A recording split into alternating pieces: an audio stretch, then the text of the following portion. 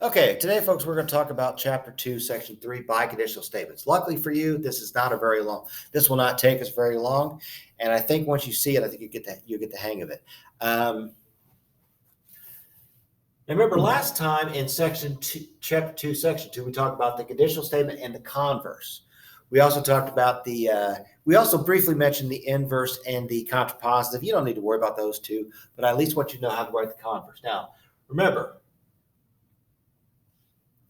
a conditional statement, for example, if two segments are congruent, then the segments have the same measure. That is a true statement.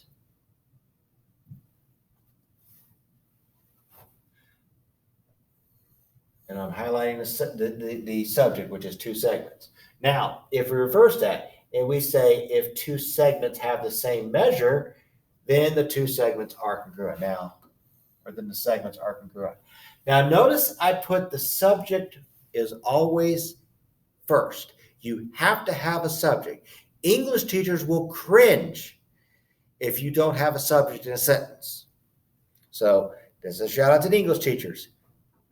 You must have a subject in a sentence. Now, notice that both the conditional statements are true and the converse is also true. Since the converse is also true, we can take out the words if and then and replace it with the words if and only if. That's what's called a biconditional statement.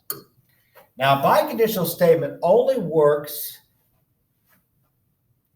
if both the conditional and its converse are true statements.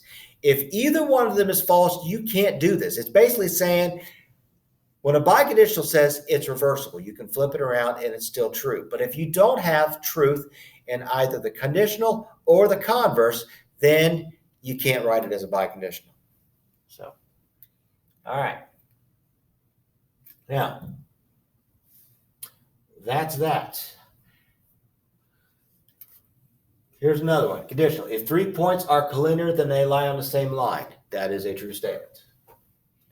But I'm going to highlight for you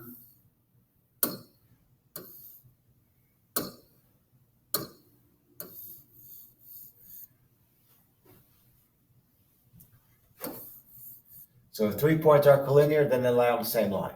That is a true statement. If 3 points are on the same line, then they are collinear. That is a true statement.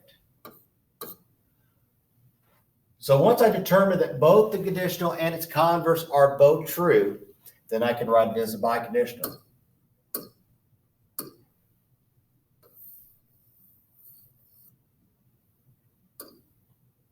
Just cross off the if and then and replace that with if and only if. Remember, to write a biconditional, you must take off the words if and then and replace it with if and only if. Oh, by the way, I love this part. The abbreviation for if and only if is IFF. Or as I like to say, if. I love saying if. So I'm going to say it again. If. You don't have to say it like that, but I just did. So if you want to replace the words if and only if with IFF, I'm fine with that.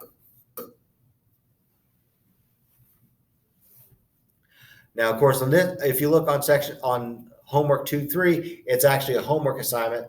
It's a Google Doc that you have to fill out. I'll have a video for how to get that started here, and it will be posted on Canvas for you. So that's the biconditional. You can write a conditional and its converse as a biconditional as long as both the conditional and converse are true statements. If they are not true, then you cannot write it as one. If you can write it as one, take off the words if and then and replace it with if and only if. Oh, and by the way, one more question I have. Can we write it off the converse? Can I say 3 points are on the same line if and only if they are collinear? Yes, you can. So you can take the conditional and converse and put the words if and only if. As long as they're both true, it's good. All right.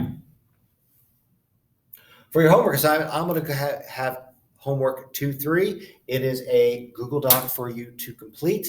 I will have instructions for you how to do that. It'll be posted on Canvas for you. So that's that.